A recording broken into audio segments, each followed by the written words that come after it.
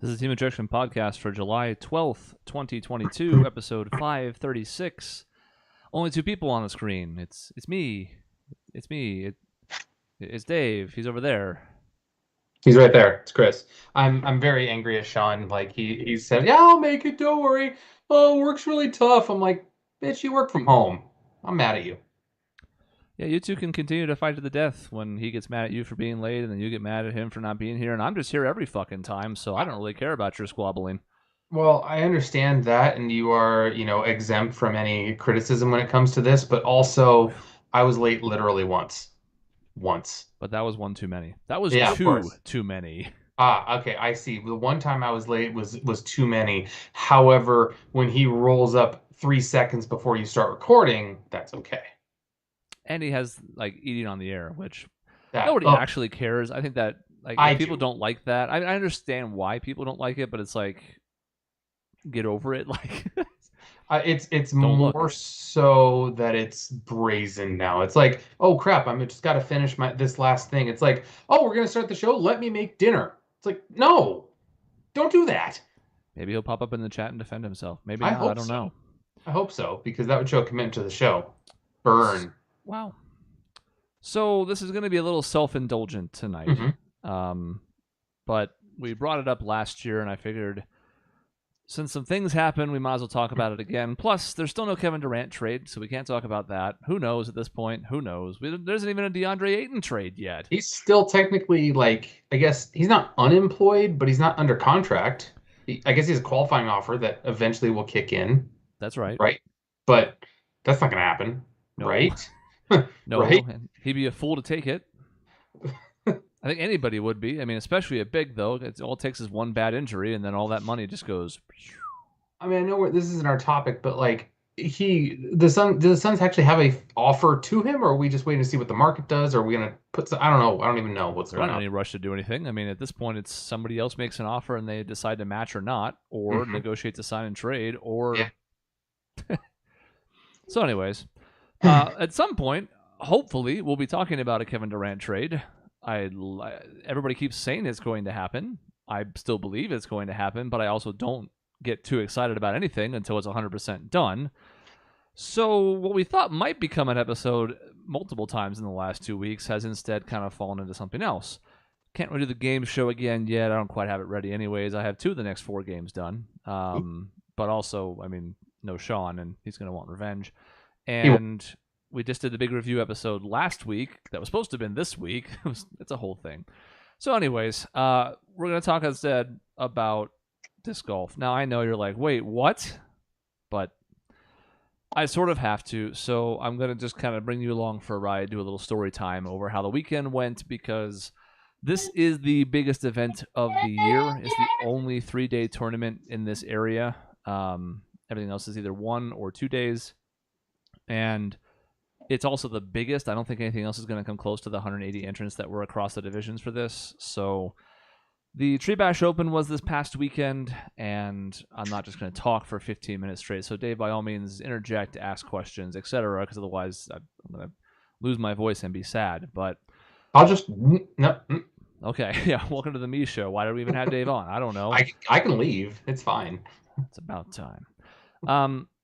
I came into this tournament with expectations this year. I did not have any expectations last year because it was my first ever tournament, and I had really no idea whatsoever where my game was at in relation to other players. And I had played a decent amount before that. I didn't just like sign up on a whim and throw for the first time. Like, I had been playing for a few months before that on my own and just kind of practicing, but I hadn't entered any other sanctioned event, any official tournament, and I had barely done anything with the local disc golf club. It was kind of just all on my own. And then I ended up winning when really I was just going to be happy with like a top 10 type finish. That was like the goal. And turns out I was in second after 2 days and then won on the final day. We talked about it last year. This year, I moved up to the next division, which meant that it wasn't just going to be as simple as like, well, you won last year, so you can definitely repeat this year. If I had stayed in the other division, first of all, they would have beat my ass for staying in that division because it would have been a bloodbath. I think I would have won by like 11 or 12 shots. So you can't do that. You are certainly supposed to move up. Technically, and there's a whole long story behind how the math of the rating system works for the PDGA, I could have entered into that because my rating was still sub 900. It's missing my league results from this year, which would have undoubtedly bumped it above that. It should probably be like 915, but I was an 896 coming into this tournament, so I could have stayed in recreational and then been hated universally. But what would have helped your score more is the question. Would winning at a lower level help your score? No, never mind. That's a dumb question. Of course, winning at a higher level helps your score more. In a way, yeah, because it is sort of related to that, but ultimately everybody that plays on the course has an impact on the ratings because it reflects their average versus how they did, and it's the whole field, including other divisions, that's weighted more heavily towards what I'm in. Because it doesn't make sense to be like, well, those women players, they all sucked today, so my score goes up. Like, well, I'm not competing against them, so it shouldn't matter. But it still informs it a little bit because, if there's terrible conditions and everybody scores poorly, that kind of then informs the overall rating that, like, oh, well, this course is normally like this, but it was muddy as hell, so now it's this. Mm-hmm. So coming into the weekend, I had not gotten to practice as much as I would have liked. There's a couple reasons for that. One, we had a big wildfire again, followed by massive flooding one day that I was actually on the disc golf course when it started. I was playing a Sunday Doubles League, and we were almost done. We thought, oh, we can finish the round. The storm's supposed to hit at 1. Flagstaff doesn't care when storms are supposed to happen, so at about 12:30, it starts hailing out of nowhere, and we all run underneath this nearby building's roof so we can stay dry, wait for about 35 minutes, realize the storm's not going anywhere. We've seen the radar, and obviously we can see the storm just from the shelter of the roof, so everybody has to run to the parking lot that's 4 holes away. It was bad. So I had played 2 practice rounds, one on each course the week of, and that was it. I was hoping to do more. It didn't happen. In the first one, I sucked. It was not great. And it didn't exactly leave me feeling brimmed with confidence. And the second one, I played really well. So the nice thing was, at least coming into Friday morning, I was like, okay, game's in a decent place. That was only one round. Maybe the other one was not the fluke, and the second one was. But at least I'm coming into it being like, all right, I like where my game's at. And then I bogeyed the first hole. So beautiful. Love it. Bad tee shot. Way too scared of the OB out of bounds. And I wasn't committed to the shot. And what I learned by the third day is I really need to be throwing actual full warm-up shots and not just putting and throwing like mids.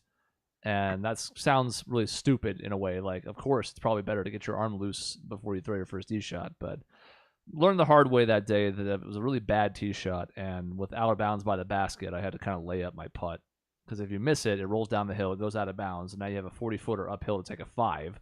And that's a really bad way to start, is having to make that for double bogey. So I ate a bogey, but I picked up 2 birdies on some long holes. I think I was one of the only ones who birdied hole A, one of the extra holes. And then I had back-to-back bogeys on hole D and hole 3. Oh, boy. So I got to 1 under with the 2 birdies, and then I immediately put myself back to 1 over. And at this point, I was kind of like, Dave, you're not going to know this reference because you don't watch anime, but every now and then there's an anime character, especially the protagonist, especially female characters, who hype themselves up for a moment by just like slapping the shit out of themselves in the cheek. Just the, oh, and it hurts, and it hurt me just now to do it. I didn't actually do that, but I was feeling really sluggish. Like, I don't know, I'm not a coffee guy, so it was kind of just a run-of-the-mill morning. I wasn't sleepy, but it just kind of felt like I wasn't getting things moving. Maybe because I didn't warm up enough. I don't know. So I did kind of go like a little like, not hard, but kind of like a, like wake up, because back-to-back bogeys. One of those was a really hard hole. D was, I think, almost a stroke over par. It was an extremely downhill, tight tunnel, like 450-foot shot. So nobody was getting, I don't think anybody birdied it. And I think there were only a handful of pars. So that bogey was okay. To follow it by throwing my tee shot like diagonal into the trees. Oh, boy. Easily, far and away, the worst shot of the weekend. Just an absolute grip lock. I was like, okay, you need to get your shit together. And luckily, then from there, I made 9 birdies in the last 15 holes. So, finally woke up. Birdied 4 straight at one point. Birdied a hole. I think I was one of only 2 players to birdie on, I forget which number. But so I ended the day at -8 I was ahead by 1 shot over second, 2 shots over third, and then there was a bunch of players at -4 and -3. And that was exciting because, well, I'm in the lead, obviously. But, like, I didn't feel like I had played great. I felt like I kind of got away with it. And to explain it for people who don't really know disc golf super well, this course was playing soft. Both were, really, because there are several holes up here that are like 450 feet, which is too long for a par 3 for anybody in our fields. Like, the pros could probably reach most of those, but we're not pros. So, like, it can't really be a par 3, but it shouldn't really be a par 4 because it's like a 3.5 is the average on the hole. There was several of those holes on the course, so a -8's a good score. It was the best of the day, but I walked away being like, I thought someone was going to go like 10 under here. Didn't happen. Now, to interject my side of the story, Chris then texted me with the scoreboard update, and I'm like, oh shit, I gotta follow this.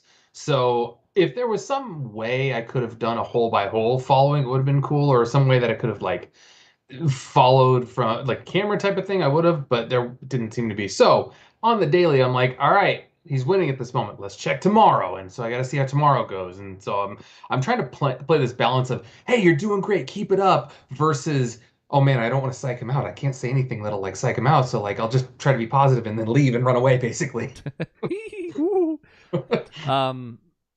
It's interesting because so the link I gave you was like the results after round 1. There is live scoring where you can kind of see it hole by hole at a time, but obviously, we're MA2 in a B tier tournament in Flagstaff. I'm not saying it's not a decent sized deal, but it's not, no one's going to be coming out here. Like Jomez, a company that does disc golf coverage, is not coming out here to cover our tournament in a million years.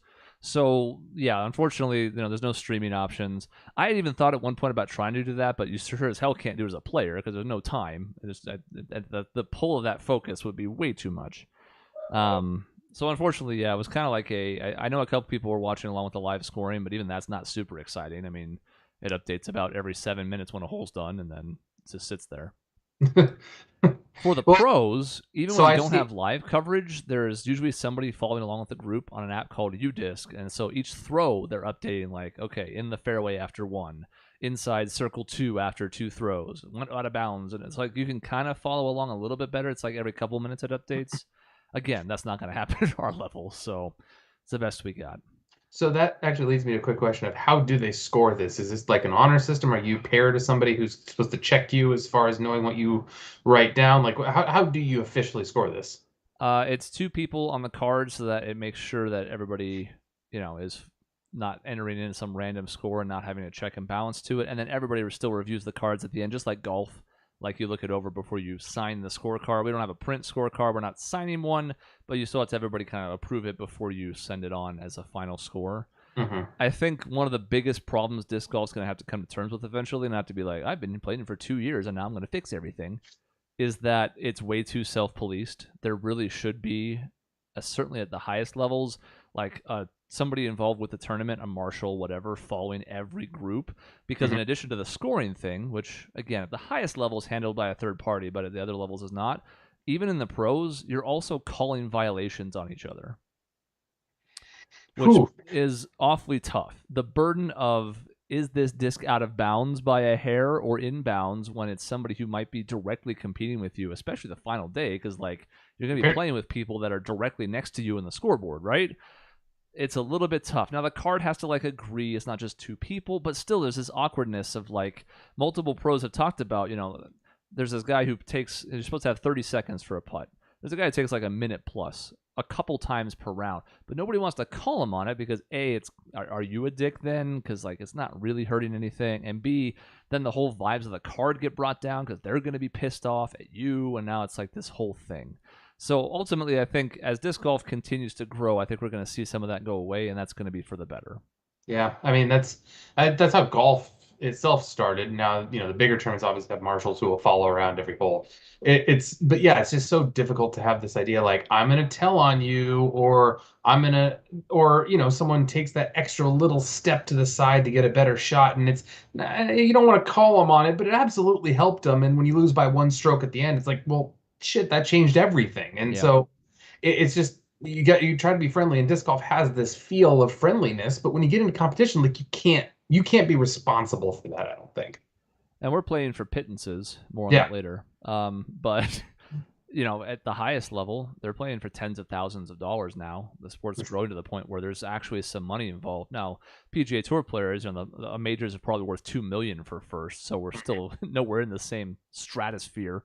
But yeah, to your point, I mean, a decision like that could cost someone tens, hundreds, maybe even thousands of dollars. So eventually, I think that'll come to the point where, at the very least, there's going to be somebody rolling around in like a golf cart or something where they can respond to a handful of holes. Because again, golf doesn't have a marshal right on hand every single time, but you can always call somebody and be like, "We need a ruling because, according to 104.A.G, the ball came to rest on top of a chipmunk, and now we have to decide what these antiquated rules from 200 years ago say about chipmunk ball." What if the chipmunk takes the disc into the hole for you? That's right. So That there's would be great. especially if it never touches the ground, then in theory that should count because yeah. So after day one, obviously pretty stoked. Was pretty happy, and then I worked afterwards because it was a Friday. So that was not great. It was really hard to focus for the first couple hours because I'm still kind of decompressing and thinking back on the round. Okay, what did I mess up? Like bogeying 3 of the first 7 holes. What can I do better? What went well? What can we build on? But eventually worked, got done for the night. Had a slightly later tee time the next day. One of the benefits of playing well is you start later. So when I was in the old division, that was like an 8 a.m.-ish tee time if you were the first card off. And obviously I was not waking up as early back then, so that sounded bad. So I had plenty of incentive, in addition to just wanting to do well, to move that tee time back. We switched courses. We went from Tut Hill to Thorpe. Thorpe is a harder course in general, but especially in this layout. I expected the best score there to be a 4 or 5 under, and unlike the first day, I was right. It was actually 5 under with 2 4s. I was not one of them. I walked away from round 2 thinking I played like trash. And I think that was probably too harsh because as I look back, first of all, I was 2 under par. So, like, it wasn't like I had a god-awful round. I didn't implode. I wasn't, like, throwing shots away. But I did miss 2 15-footers I should not have missed. Both of them just a hair short, but, like, it shouldn't be short. It should be, if I'm not hitting band, I should be going over the top of the basket. Because at least those have a chance of going in. If it's low, it's never going in.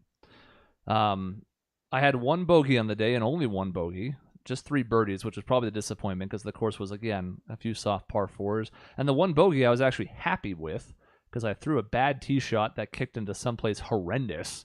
Like, it was a bad throw, and then it got an awful luck on the kick. So just to be able to try and blast out hole high and then throw an upshot through a tree and tap in a 4, I was like, great, bet.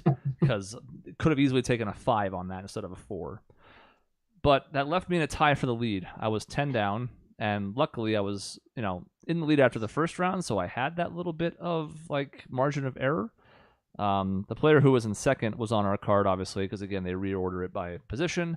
He had a really tough day. Kind of felt bad for him because he didn't play that poorly, but there were a couple holes that steamrolled him, and I think he took a triple and a double. So he kind of fell off, and then the guy who was 2 behind me shot a 4 under. So he was tied for the lead. I had 2 shots on third. We had 2 shots on third. There was a couple people 3 shots back, and then it was kind of like a drop-off after that. So it became pretty clear. It's like, okay, there's like 5 people really in the running unless somebody goes absolutely crazy on Sunday. So I don't know. I wasn't mad that night, especially with some time afterwards, because I was like, okay, like you did scramble well when you didn't throw good tee shots. Like you battled, you got a decent score, and you're tied for the lead.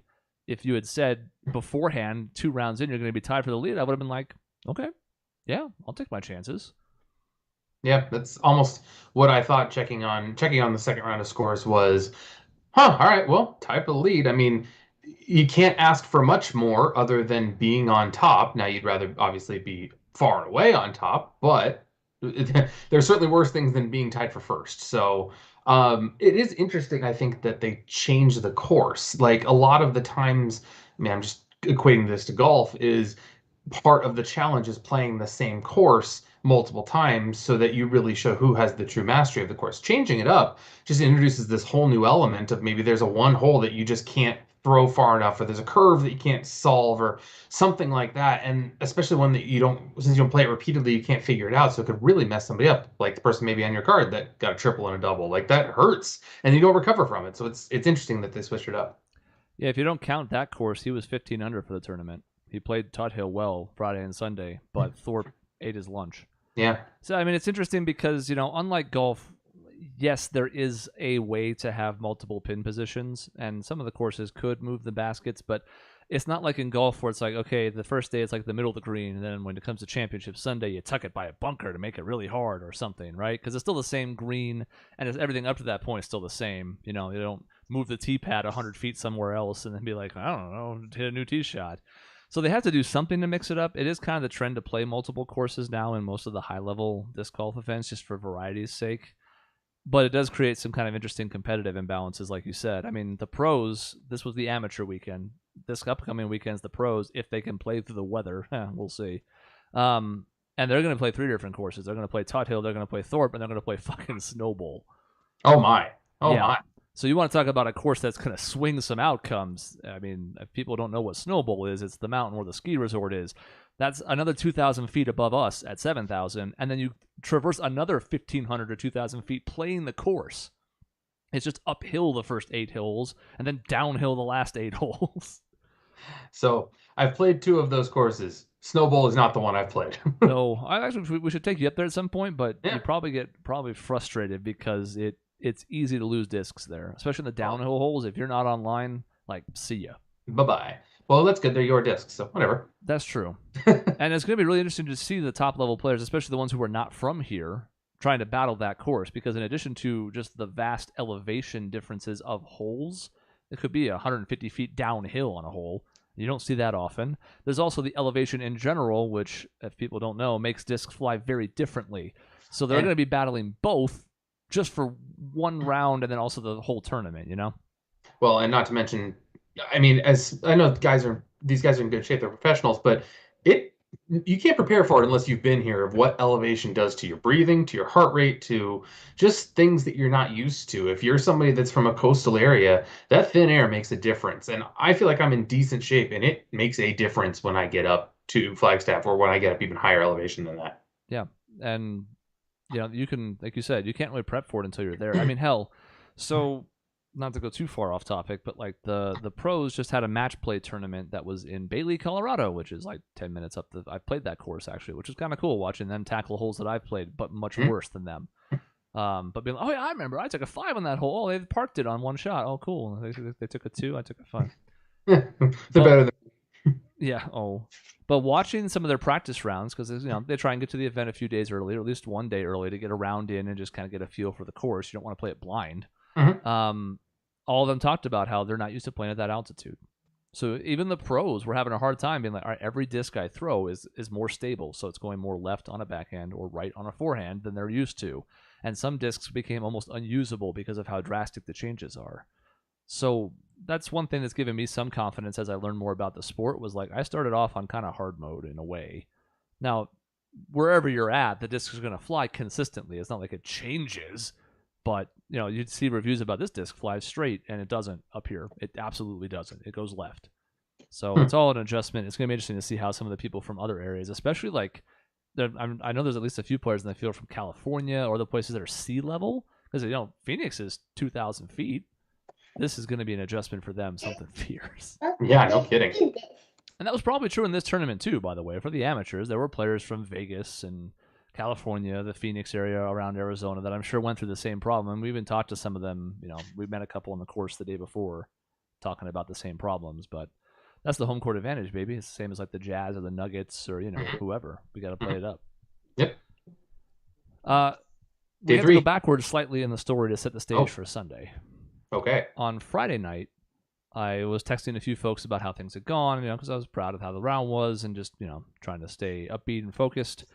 And I texted my aunt in Colorado, and I kind of jokingly mentioned that it was kind of too bad that my uncle wasn't in town. He caddied for me the second half of the second round and the last round last year, because they were in town. They were visiting, and they decided to kind of come out and watch. And rather than watch, he was like, you know what, I can carry your bag. And he had a blast doing it, which was awesome of him. So she texts back, and she goes, well, he's in Show Low.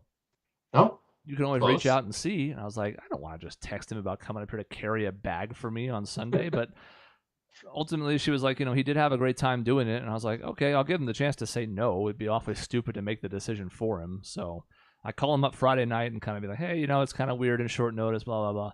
And he was super game to do it. So he came up early Sunday morning to caddy for me again. Now, last year, because I was very new and still very inexperienced, I was kind of talking over throws with him and stuff, even though he doesn't really know because he's barely played himself. But just having somebody to bounce ideas off of.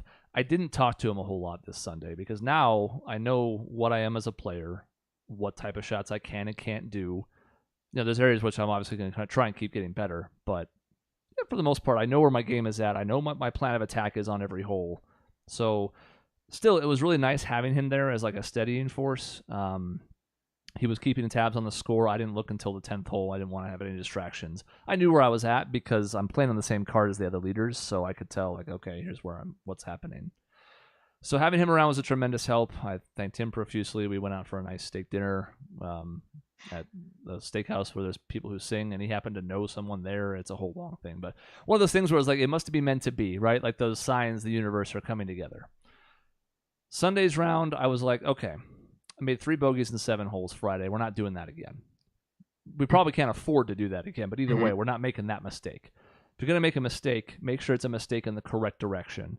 In golf, you always have the same idea too. Like, okay, there's water on the right. So, like, maybe don't slice this tee shot. If you're going to miss it, duck hook it left, but don't slice it right into the water. It was kind of the same idea here. I can't say I played my best on Sunday, but anytime I did have a throw that was slightly off, A, it was slightly off, and B, it was to the side of the fairway that I wanted it to be off on. I did not beat myself with any big mistakes. In fact, I don't really think I made any mistakes. I had one bad throw on 18, but we'll get to that in a minute, and it wasn't even really one that mattered. So I started off with 3 pars, and my opponent, his name was Ryan, quite good, guy from Vegas, lefty. Used to be higher rated, but had kind of fallen off a bit. I think he was dealing with an injury, stopped playing for a bit. Good guy. He splits like a 2-foot gap on hole 3, which is a 420-foot par 3, a really long one that's an extremely tough birdie. Somehow throws it into this like 2-foot gap between the trees accidentally and gets all the way to the basket and makes a birdie. So he goes up 1 on hole 3, but I'm not super worried about that yet because I'm fine with pars on the first 3 holes. They're all pretty difficult. We both birdie hole 4, another soft par 4 where it's like you almost have to get a 3. As long as your tee shot doesn't suck, you got to get a birdie there. And then hole 5 is almost the same story where it's like a really good tee shot. He has like a 15-footer and he makes it for birdie. I take a par, I had a decent tee shot, but like missed a 70-footer. So I'm 2 down through 5. And the other players on the card are doing okay, but they're not gaining ground. They've lost another stroke or 2. So it's not exactly a 2-man race yet, but it sort of feels that way. Pretty much. Like this is 4 or 5 strokes where it's not over. There's still a lot of holes left, but they're going to have to push hard. So down 2 on hole 5, I remember Steve mentioning something about how like I didn't see him phased, and the truth was I wasn't. And it sounds like, oh, big guy, he's not phased by the moment. But I was really just happy with my performance so far, and I knew there was plenty of holes left to birdie. Hole 6 and hole 7 are both short par 3s. Hole 6 is like 200 feet downhill, but there is out of bounds like 30 feet behind the basket, and it slopes downhill. So if you try and go at the basket, could go south. I threw it under the basket. So took a birdie there, which great. And he was not able to pick it up. I think he deflected off a tree and had like a 35-footer and missed it. So he took a par. So, okay, got 1 back. And it's like, all right, now, we're getting going. Hole 7 is up the same hill you just went down, another 210 feet or so. And it's on an elevated basket. So it's already standing like 6 feet in the air. And it's also on like a 2-foot pedestal. I think I remember this one. Yeah, it's kind of one of the signature holes of Tut Hill. And I throw it to about 15 feet and make the putt, which is a 15, 20-footer, not a huge deal, but tougher on that basket. We're not used to those. The pros have those like half the damn holes these days because they're so good. But that's the only hole like that on any of these courses. So happy to pick that one up, and my opponent takes a 4. Like misses a 30-footer and then misses the comebacker and then taps in a 4. So in 2 holes, I go from 2 down to 1 in the lead. And that was sort of like the momentum. And we talked, I kind of felt bad because he mentioned, I have not figured out these holes. Like they feel like must gets, and they absolutely do. They're sitting right there. There's nothing between you and them. couple trees, but nothing major. They're short, they're reachable, you see them. But he had not really solved what disc he wanted to throw for them, and that swing, I think, was what cost him, because from that point on, I birdied 6, I birdied 7, I birdied 8, so I had a 2-shot lead after 8. Got 3 birdies in a row on 11, 12, and 13. Birdied 15, which was the dumbest par 5 in history. It's like 400 feet. I don't know what happened. It was a par 4 in round 1, the same hole. But birdied that. So I went to 16's tee up 4 with 3 to play.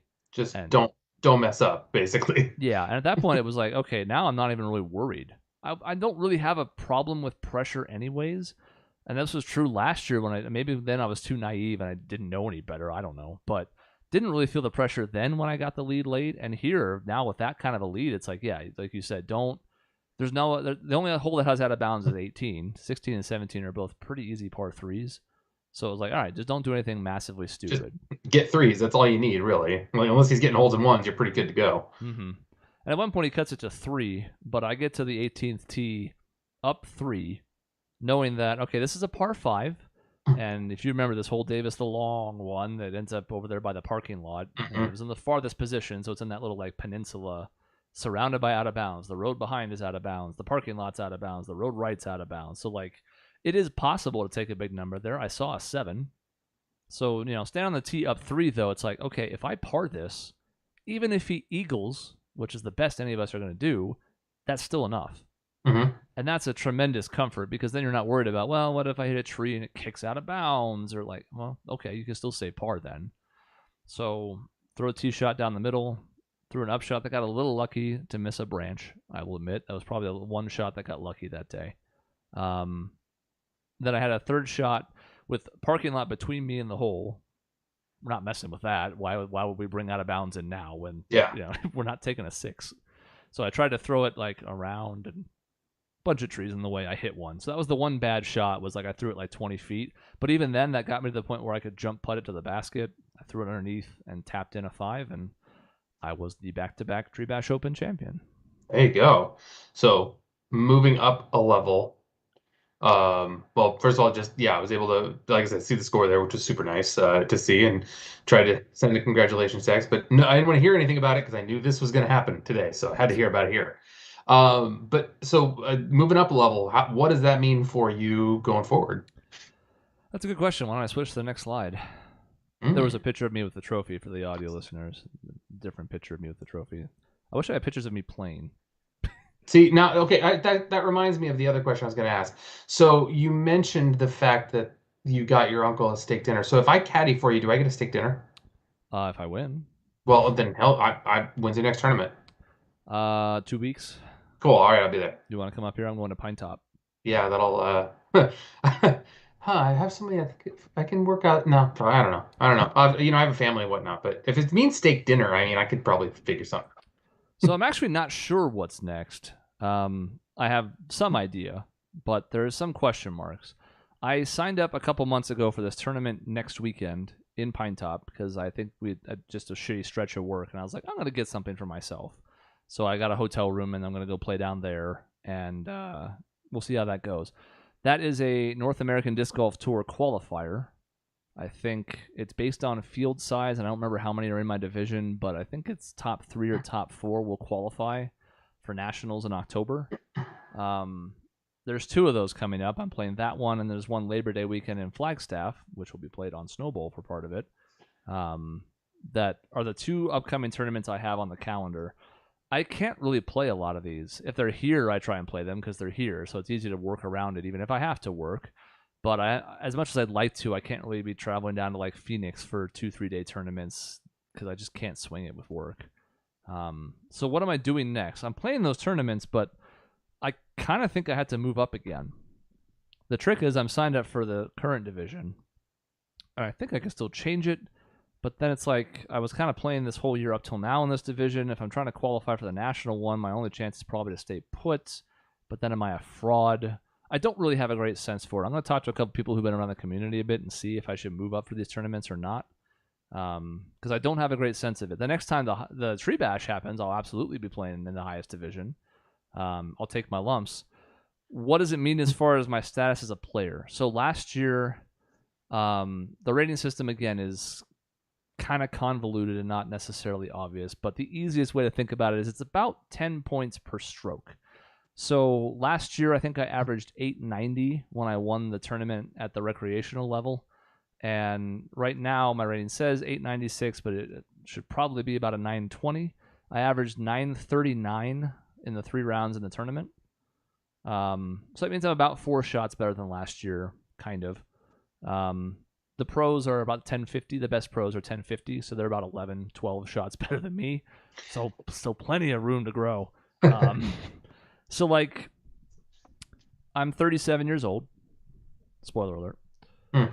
There's a division for 40 plus, both on the amateur side and the pro side. My hope still, it was this last year and it's still this now, is to be a pro when I turn 40. Probably can't before because I'm old.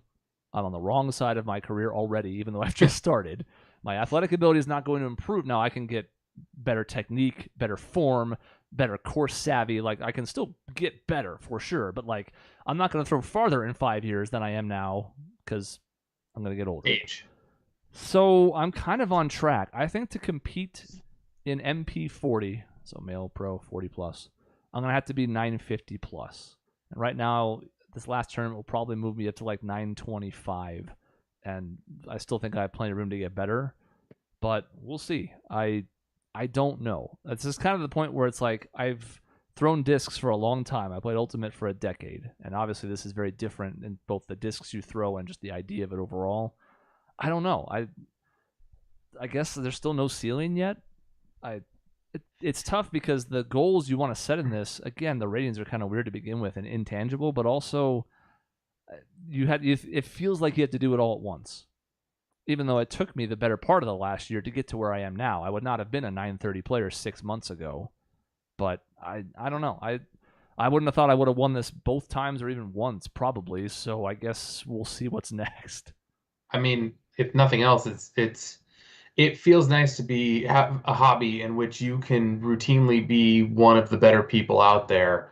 And that's not a common thing for a lot of people to be able to say that, is where, you're up there where it's like, yeah, there are people who are better than me. No matter how good you are at something, there's always going to be people who are better than you mostly. But if you take an average sample of 1,000 human beings, you're going to be in the top 1% of those probably. Maybe, yeah. I mean, it feels like I can throw maybe 400 feet, and most players can't do that. And a lot of players like exaggerate their distance, just like in golf. Oh, I drive it 300 down the middle. Yeah, do you? Oh, I have. How's that? I have done that before. Yeah, I have too, but it doesn't mean it's my average or my aggregate. So, like, it's weird because there are definitely areas in which I excel. I think my focus is really, really good. And that's been true of other areas in my life, so I guess it's not shocking. But, like, my mental game is really strong because there were players in this field that should have done better than they did. And I don't mean that as an insult. I mean, I'm looking around at other people that I know who I play with pretty regularly, and I think they're probably disappointed in their results. And I'm sure some of that was just inconsistency or mental game stuff because they're super talented, and I think they're going to win this eventually as well one of these times. Like they had the game for it.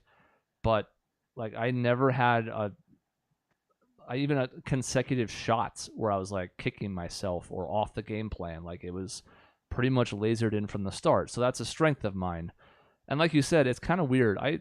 Self-esteem's never been my strong point. I might joke occasionally about, like, I'm the best at this. I always have felt like, let's go super deep here. I've always felt like I am good at a lot of things and great at nothing.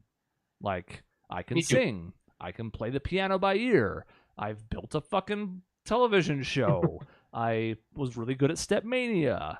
What else? Like, Ultimate I was pretty damn good at, but even then I wasn't, like, elite. I'm not saying I'm elite now in this, but this is the first time where it's like, this is 2 years in a row you've exceeded expectations for yourself and from outsiders. So, like, maybe you actually are pretty good and you can stop telling yourself you're not. It's the stuff I struggle with, But the funny thing is you struggle with that in afterward, not during, which is the complete opposite for most people in this world, which is probably a good thing. But even so, I mean, the fact that half of any sort of individual sport, with golf is the biggest example, usually is the mental game, and if you've got a handle on that already, then you are way ahead of the field. Yeah, and that's a skill like anything else, I suppose, or at least something you can maybe hone or maybe not, but also something you may be born with or maybe Yeah. not. You know, Well, it's I mean, possible it to is develop, but you're going to have a leg up in the beginning if you're already good at it.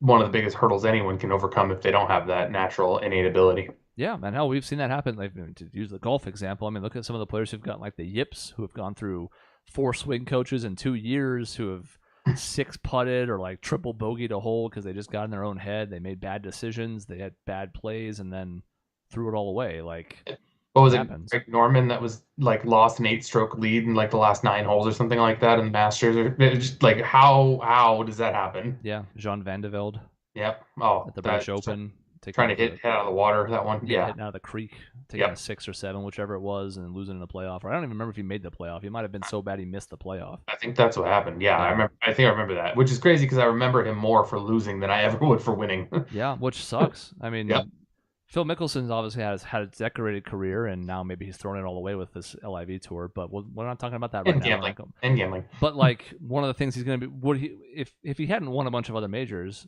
and even though he did, one of the things he's going to be remembered for is that horrible tee shot he hit when he had no reason to hit driver on the 72nd hole of the U.S. Open, the one tournament he's never won, the one major.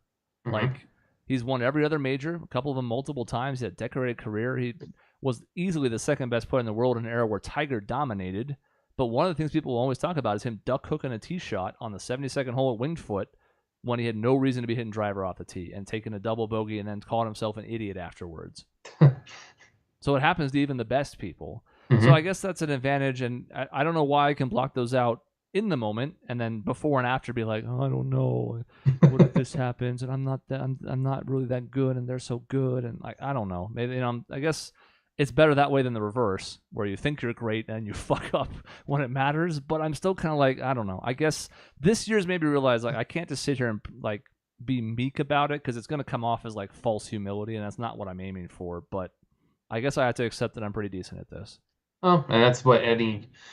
I mean, that's the key of any professional athlete. Like when we hear people say, like, John Morant saying, I could cook Jordan back in the day. It's like, I think you actually believe that, even though it's not true. He actually believes that because you kind of have to be a little crazy and overconfident in yourself. And I don't think that's a bad thing. No, especially at the elitist, like the top level, which I will Mhm. never make. But Yeah. to be the best of the best at anything, you kind of have to have at least a little bit of ego because that competitive drive is almost always necessary. Yep. How many laid back nice guys are there really? Not in the highest levels. Who? Because I mean, who are the nicest athletes we can think of? Like Larry Fitzgerald, who's an absolute sweetheart off the field, but he would still truck somebody when it mattered on the field. I mean, Grant Hill, you think of as someone who's a nice guy overall. But yeah, I mean, but he was never like the top player in the league ever. It's a rarity. Steve Nash came Even off always reserved and nice, but super competitive. even Peyton Manning, who's got this pristine off the field persona, it's a dick on the field. Mm-hmm. You can see why people hated him. Yep. But like So you said, it's necessary. So it's not common. yeah, I don't know what's next for sure. I'm going to play in that tournament. I don't know in which division yet. But I mean, I've only really played in 3 sanctioned events. I played the tournament last year that I won. I played. I moved up to the intermediate and played a tournament last October, a 2-day one at Thorpe, on the 27-hole layout. My first tournament at that level, I got second. That was where I had the bogey-free second round on a 27-hole course that was hard. So I was super proud of that. I don't even remember if I talked about it on the show, but I was like really proud of myself for that. And then I won this one in intermediate. So now it's like, I guess I got to move up again. What does that mean long term? I don't know. So, I don't know. When you say earlier, you said there was a tournament in which top 4 moved on. Does that mean like top 4 can move on, almost like a satellite tournament in poker type of deal, where like you could maybe get an entry into a qualifying pro tournament? I think so. So I've looked into this a little bit, and the NADGT, North American Disc Golf Tour, is sanctioning both of those events. So there's prizes and stuff just for the event itself. It's not just a qualifier. But in theory, I think it's happening. I'm going to look it up real quick. I'll do my own tech guy thing. Oh, perfect. NADGT. I get to vamp. But I mean, the idea of just at least having the opportunity to test your mettle against someone there. Even, I always imagine just like, if you're good at something, even though if you're not the best or won't stand up to the pros, like you said, you're 10, 15 shots down from the pros. It'd be pretty freaking cool to play with the pros, though. Yeah, right? And just to be able to say you did it, even if I get my ass kicked, because I'm never going to be able to play with like John Rahm. You know, like I'm a shitty golfer. So like, there's never going to come a point where I'm like, hey, John, you want to play around? You want to watch me duff around and take 35 more strokes than you? It's always been that pipe dream of mine, and I got the one taste of it in my life to be with, an elite athlete. Like, I've always wished I could have that opportunity. Like, basketball is my sport I'm probably the best at, even though I'm not very good at it.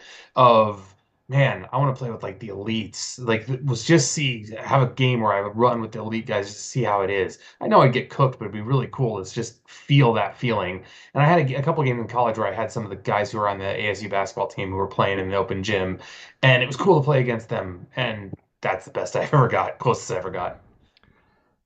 Which is still a fun story, though. It is. It's fun to see someone who you think you watch playing Division I basketball. It's like, man, they suck, and then they come out to the open gym and are just draining every shot. It's like, oh.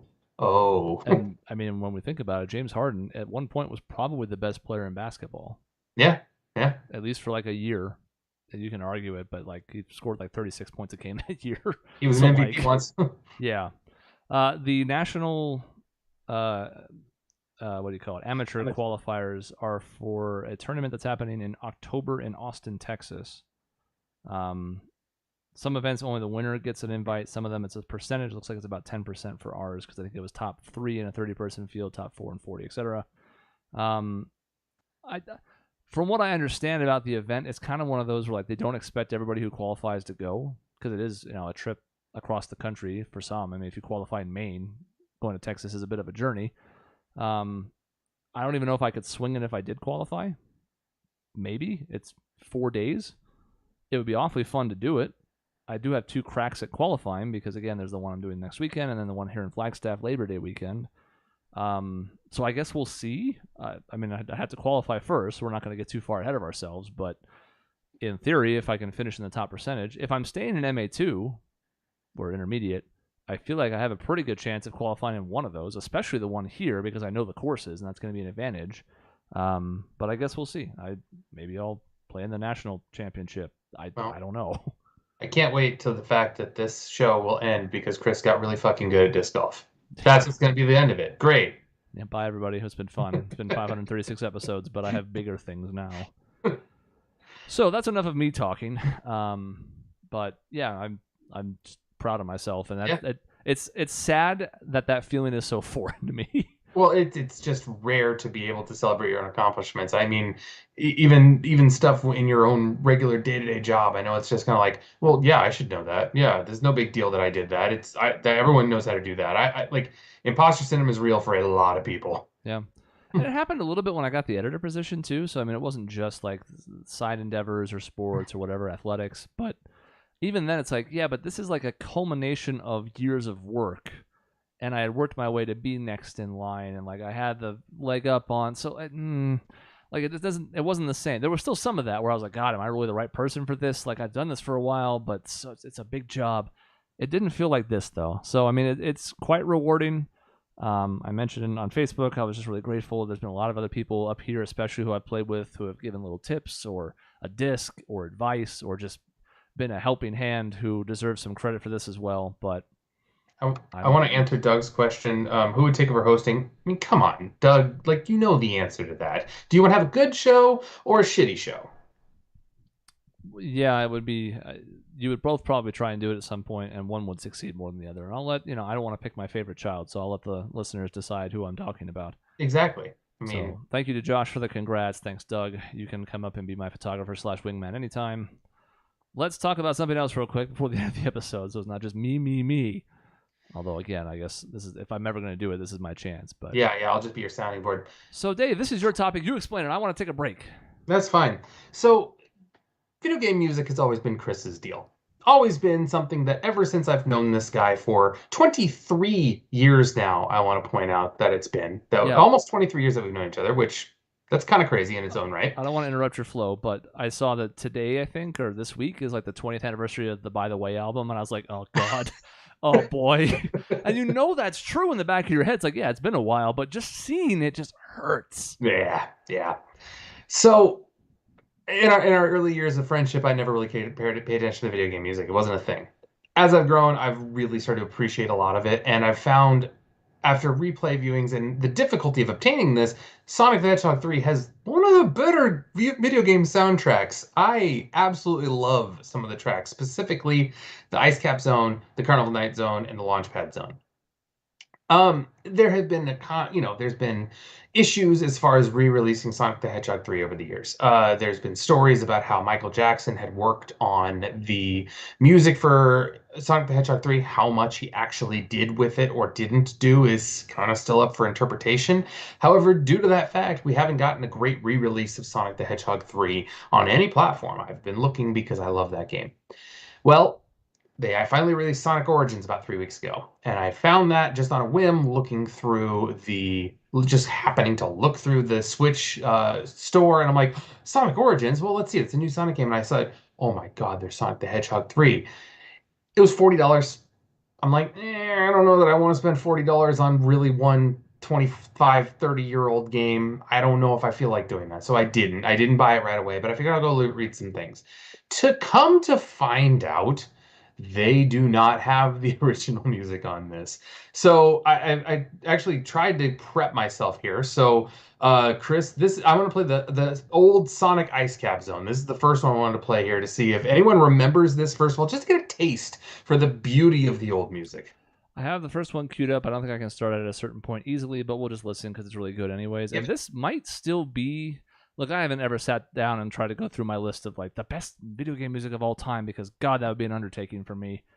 Ice Cap Zone might be in the top 25. And that means amazing. A lot. As Dave mentioned, I have terabytes of video game music on my computer. Like, I love that shit. It might still be that high. So let's see if I can get this to play. There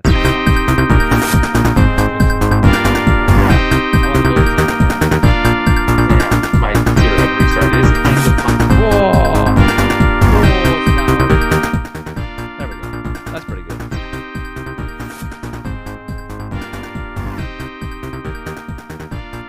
We have to get to the part where it really hits. Like, this part's good, but we're going to talk over it until we get to that part Dave mentioned.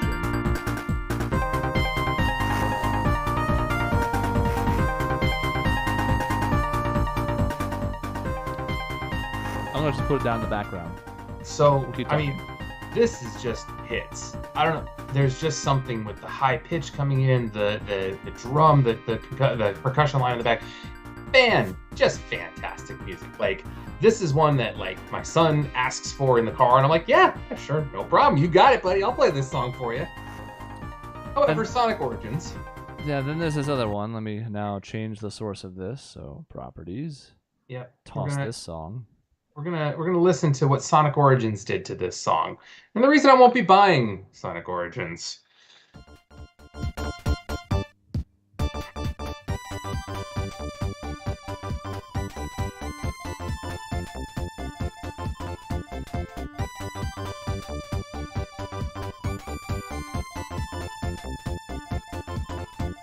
This is a menu music. This isn't ice level where you're snowboarding down the side of the mountain. This isn't the music when you're heading towards Dr. Robotnik to figure it out and you feel pressure. This is a menu music. I can't figure out what the design was. I understand maybe you can't use the old one because of copyright. Michael Jackson's estate will allow it, whatever. What is this garbage? Yeah, so this is especially frustrating, not only because the original is so good, but because ice is probably the easiest motif to use. Just get a piano with some echo on it, a marimba, a xylophone, anything that kind of has that chilly sound to it. And you put a little echo on it, and like that gives you this ambiance of ice. This song, I mean, menu theme's not a bad thing for it. This almost sounds like it should be Carnival Night. Funny story. Yeah, we're gonna get to that in a second. But like this, at least I'd be like, okay, this is meant to be like happy-go-lucky and like, okay, I guess like it's still not gonna be as good as the original, but I'd be like, okay. But for Ice Cap, you're like, yeah, field music. Yeah, like this could be like if you're on horseback and fucking Hyrule Field, except if again like severely discounted. I can see this being the opening level, maybe, where you're in a grassy field and nothing's gone wrong yet. Yeah, it's just, I don't understand it. Now, this has the very much the feel of like they realized very late in the process they couldn't reuse the music and they threw it to some like poor sap who wasn't even really a composer, and we're like, all right, you have a week. Best of luck. So one of the other music that I love the most out of the original Sonic the Hedgehog 3 game was the Carnival Night Zone. And the reason for that always, as Chris preps it, is just the feeling of like there's this nighttime carnival. And carnivals, especially through the horror genre of the years, have had this like creepy type of feel to it. And the Carnival Night Zone, to me, encapsulated that completely. You're going through this level, it's dark, you're getting thrown around by different balloons, elevators that you don't really understand where they're going. You have to bounce up and down. There's like robotic bats that fly after you, cannons that you have to shoot. Just this feeling. So the Carnival Night Zone, I think this music encapsulates that.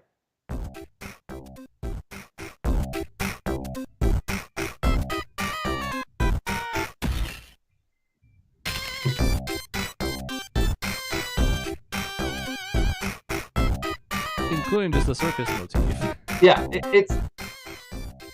it's just, I mean, this repeats. There's not a lot, I don't think a lot different throughout the rest of the song, but there's this dissonance in the song. There's this dissonance in the music where it shows like something's a little off. It's Carnival. Yeah. But it's Carnival. And then all of a sudden it hits that and just stops for a second. It's like, something's off in this place. And it gives you this feeling. So I love music. I would probably take Casino Night Zone over Carnival Night Zone if you had a gun to my head. I think I prefer that one from 2 over this one from 3. They're both ones I like quite a bit, but both of them fit the motif of what they're going for, especially Casino Night with all the bumpers and the slot machines and stuff. Like, that's really good. This is also quite solid. And then there's what they replaced it with. Yes. And hold on, I gotta select the source again. I'll get there. There we go. As we go. Stop. I was about to hit the thing anyways, the note. But again, like the whole feel of this is just this creepy, eerie type of feeling, and you're going through, because Sonic the Hedgehog 3, really, when you kind of go through, for something that doesn't have dialogue in it, it has this weird feel to it. Something's off. Knuckles doesn't really know what he's doing. He's helping the bad guy, but he doesn't want to. There's this destruction of nature thing going on. It's kind of a deeper game for what it was back in the day. Let's see what the discount version sounds like.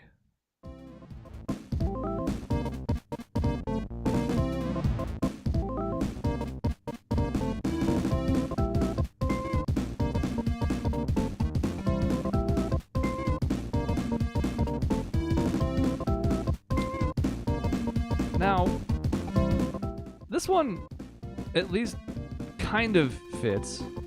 Like, it is sort of like spirited and adventurous, and if you told someone it was for a carnival level, they would be like, okay, I guess. You wouldn't know it, like the last one screams carnival. You'd be like, oh, that sounds like, the circus or something like High Wire Act or whatever. This sounds like it could fit. What bothers me the most about this, the sound fonts sound worse.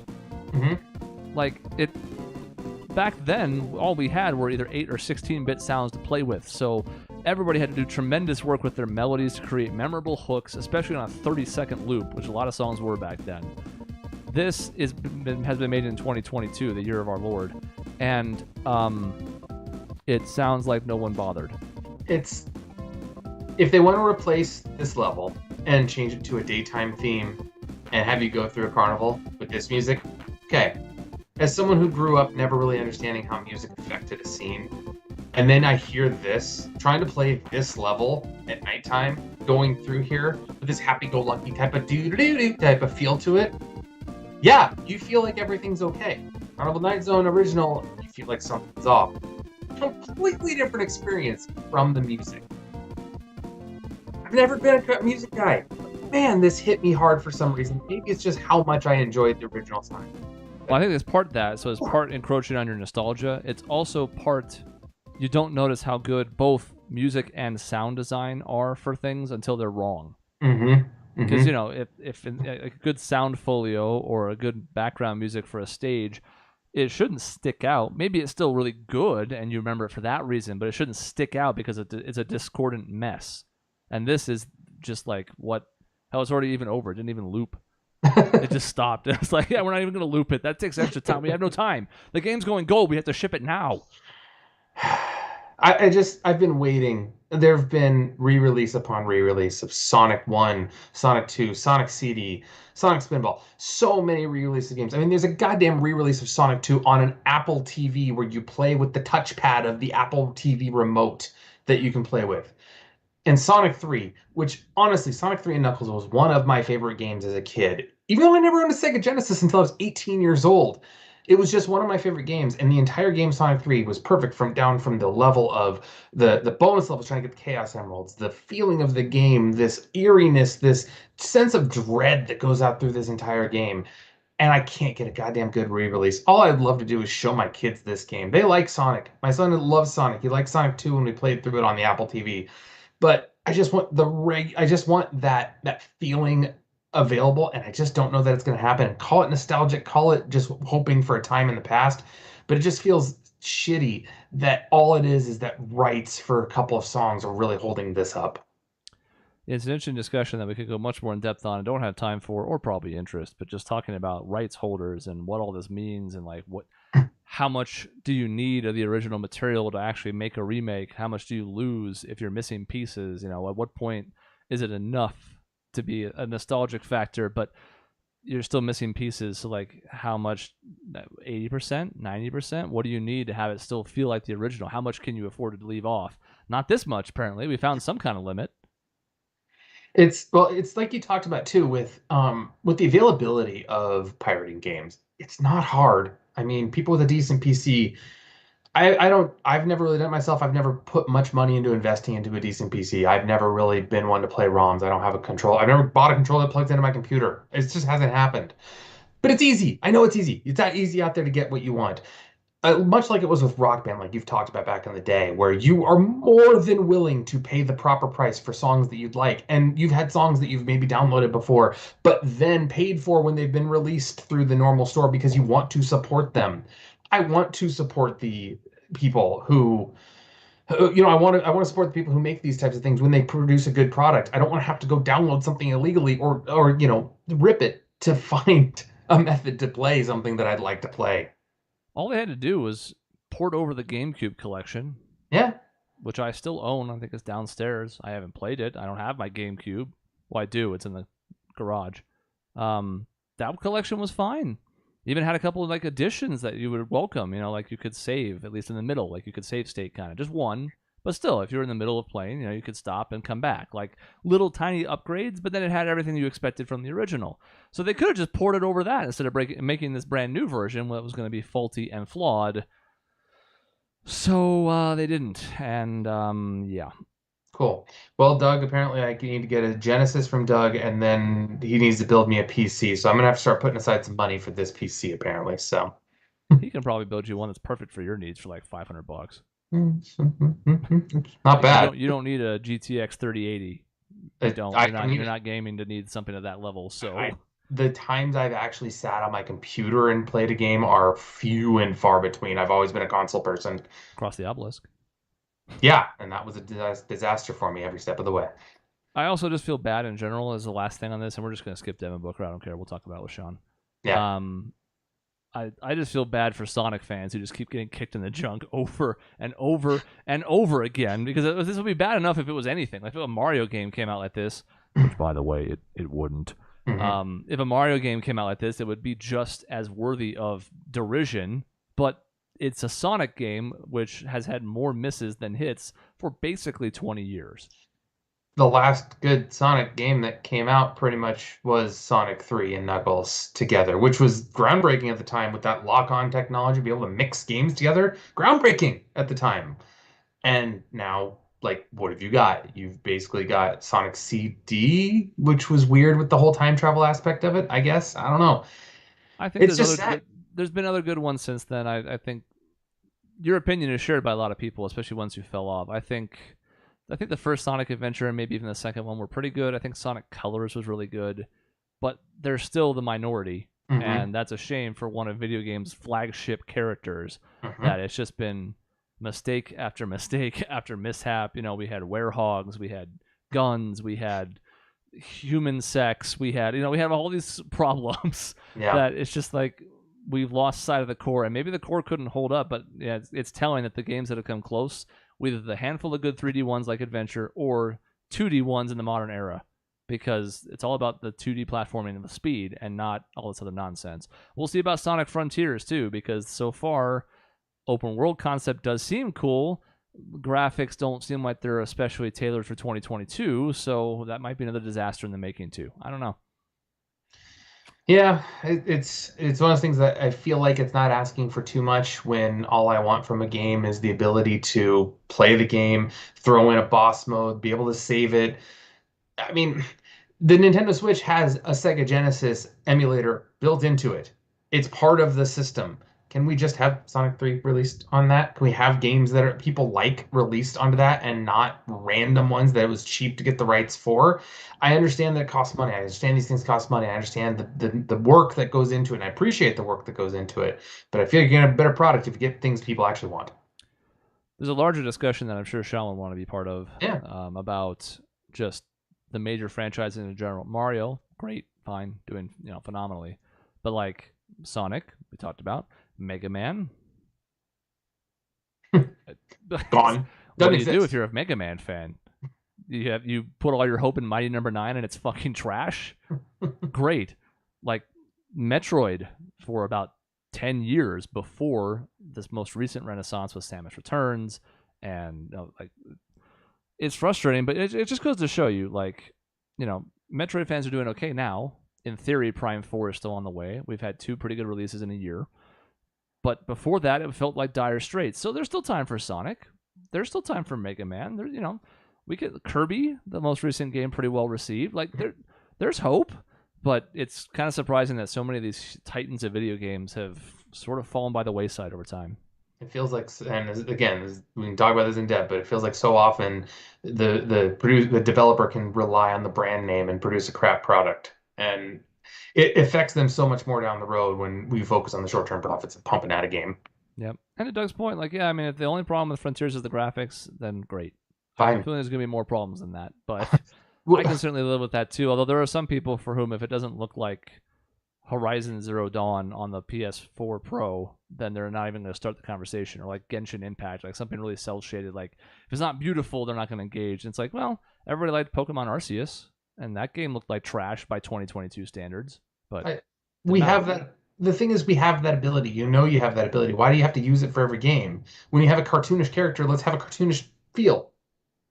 There. There you go. Hot take merchant Dave. Yeah. Here's Devin Booker on the cover of 2K23. We'll talk about it in the future, or maybe we won't. I don't have anything stunning to say about it, but it is cool that it happened. We can talk about him, his signing his extension too. He's very rich, very, very more rich now. Yeah, and he lives in bathtubs now. That's great. And then that's it. So we'll circle back to that topic some other time, because we've gone past the hour, and I've said all I had to say. I'm tired. I talked a lot. And I won't be on the show next week, guys. I'm going to be on vacation. I'm sorry to say. So then Sean's going to take pot shots at Dave when he's gone, and the cycle will continue until someone dies. It's true. The point is, I let everyone know weeks in advance, months actually in advance, that I wouldn't be here for this upcoming show. Sean let us know 3 hours ago. Jerk. There's bad blood. I don't know what everybody wants me to say. Jerk. Wow. That's it. We will be back next Tuesday for another episode. Regular time. Regular show. It's possible the game show comes back 26th. We'll see. Ooh, I'm going to take one more punch shot at Sean. I will probably get on my phone and comment on the episode while it's happening, just so I can actually say something. I did something that Sean didn't. So there. It's mean. He might be driving, but I don't care. Text while driving. Wrap yourself around a tree. See if I care. Do it. It'll make the show better. Oh, sorry. That was too far. My bad. No, that's recorded now. That happened. That's the end of the show. In between episodes, you can find us at our website, objectionnetwork.com or youtube.com/objectionnetwork. It's been quiet this week. Things have been busy. I was winning a tournament, but we'll have new videos coming soon, I promise. See you next time.